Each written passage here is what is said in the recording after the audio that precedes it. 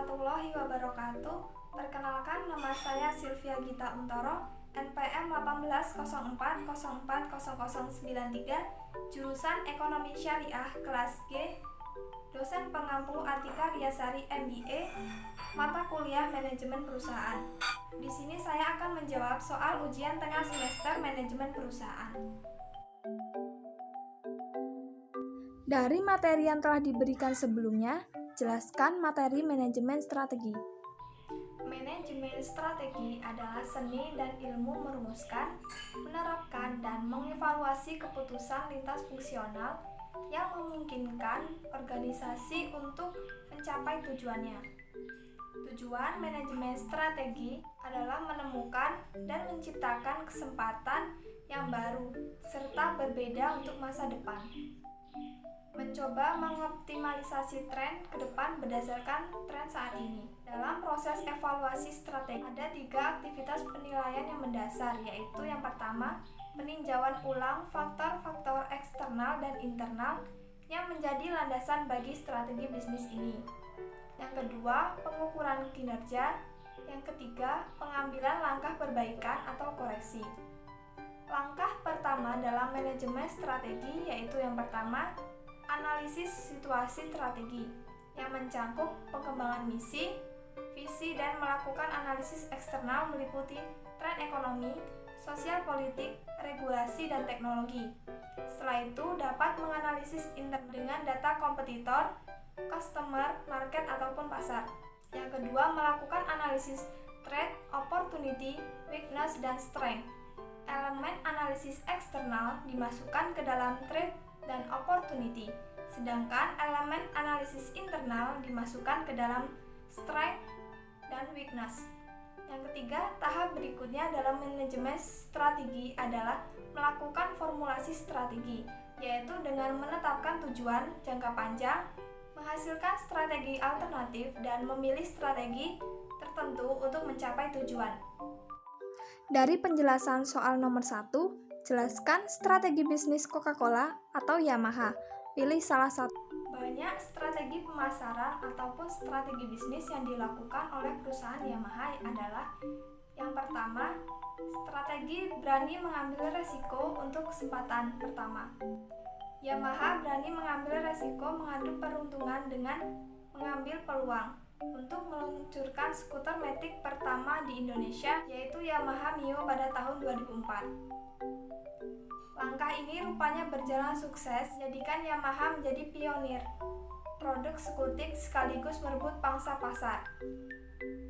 Yang kedua yaitu menciptakan proyek inovasi atau innovation project. Semakin tinggi nilai inovasi suatu produk, maka semakin besar peluang produk tersebut untuk diminati oleh masyarakat. Bila melihat perilaku konsumtif, masyarakat Indonesia relatif lebih tertarik dengan hal-hal yang baru. Maka Yamaha perlu menciptakan berbagai inovasi pada produknya, khususnya sepeda motor injeksi. Dalam hal inovasi, produk sepeda motor injeksi dapat dititikberatkan pada style produk. Yang ketiga yaitu menciptakan harga dan kualitas produk yang bersaing. Semakin rendah harga produk namun kualitasnya tinggi, maka itulah yang menjadi incaran masyarakat. Oleh sebab itu, Yamaha mampu menekankan harga jual produk atau dapat juga memberikan produk dengan kualitas lebih tinggi dari pesaing lainnya dengan harga yang masih bersaing. Yang keempat yaitu meningkatkan kualitas pelayanan konsumen atau excellent service. Pelayanan prima yang dimaksud adalah pelayanan Yamaha yang berorientasi pada kepuasan pelanggan. Pelanggan yang puas adalah seseorang yang merasa mendapat value dari produsen. Value ini dapat berupa produk yang berkualitas, sistem yang baik, bahkan berkaitan dengan emosi. Yang kelima yaitu rencana penggabungan 2 anak perusahaan yang menginduk pada PT Yamaha di Jepang. PT Yamaha Indonesia Motor Manufacturing atau YIMM dan PT Yamaha Motor Kencana Indonesia YMKI menjadi suatu di bawah satu nama yaitu PT YIMM. Tujuan penggabungan ini telah dikonsepkan dengan matang dan siap direalisasikan. Ada 4 alasan dan tujuan peleburan ini adalah meningkatkan efisiensi, produktivitas, dan daya saing usaha yang lebih baik. Sinergi yang tercipta sehubungan dengan adanya penggabungan, baik dalam bidang produksi, pemasaran, sumber daya keuangan, dan sumber daya manusia.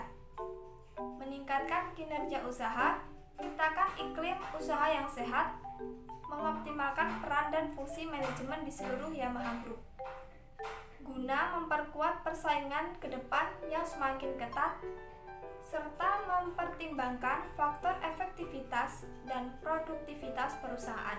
Dari berbagai strategi pemasaran ataupun strategi bisnis di atas yang dilakukan oleh PT Yamaha, ada juga faktor internal yang menjadi alasan perusahaan melakukan strategi bisnis, yaitu kekuatan. Yang pertama, market share yang tinggi. Yang kedua, jaringan servis yang luas. Yang ketiga, sumber daya manusia yang memiliki standar keahlian. Adapun kelemahannya, yaitu yang pertama, tanggungnya persediaan karena gangguan distribusi. Yang kedua, distribusi di berbagai daerah Indonesia yang kurang maksimal. Yang ketiga, banyak ISS yang belum memenuhi SOP yang telah ditetapkan. Kondisi perusahaan saat ini berada pada tahap tumbuh dan membangun. Jadi, strategi yang seharusnya digunakan adalah strategi intensif, yaitu dengan cara yang pertama, penetrasi pasar, yang kedua, pengembangan pasar, yang ketiga, pengembangan produk. Jelaskan apa yang dimaksud dengan etika bisnis dan tanggung jawab sosial. Etika bisnis adalah prinsip dan standar yang menentukan cara mengelola perusahaan yang mencakup semua aspek individu, perusahaan maupun masyarakat dengan memperhatikan norma dan moralitas yang berlaku secara universal, ekonomi, dan sosial. Sedangkan tanggung jawab sosial perusahaan biasa disebut juga dengan Corporate Social Responsibility atau CSR, adalah suatu mekanisme sebuah perusahaan untuk secara sadar mengintegrasikan perhatiannya terhadap lingkungan sosial ke dalam aksinya dengan stakeholder yang melampaui tanggung jawab sosial, khususnya di bidang hukum. Ada pernyataan bahwa tanggung jawab sosial atau CSR merugikan bagi perusahaan karena dapat mengurangi profit dan membutuhkan biaya yang besar. Apakah Anda setuju dengan pendapat tersebut? Jelaskan alasan Anda. Tidak, alasannya yaitu karena setelah melakukan CSR, perusahaan akan memperoleh banyak manfaat setelah melaksanakan kegiatan CSR. Manfaat pertama yaitu perusahaan akan terhindar dari reputasi negatif sebagai perusak lingkungan. Yang kedua, perusahaan akan mendapatkan rasa hormat dari masyarakat yang membutuhkan perusahaan. Yang ketiga yaitu perusahaan akan terhindar dari gangguan lingkungan sekitar, dan yang paling utama dari perusahaan tersebut adalah dapat menjamin kelangsungan hidup usahanya untuk jangka panjang. Jika perusahaan telah menyadari kegunaan CSR, maka perusahaan akan mempertimbangkan biaya dan manfaat yang akan diperoleh.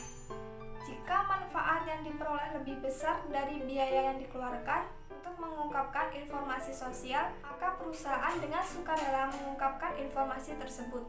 Kegiatan CSR dilakukan secara berlanjut dan jangka panjang, akan membantu perusahaan dalam mengurangi berbagai macam biaya.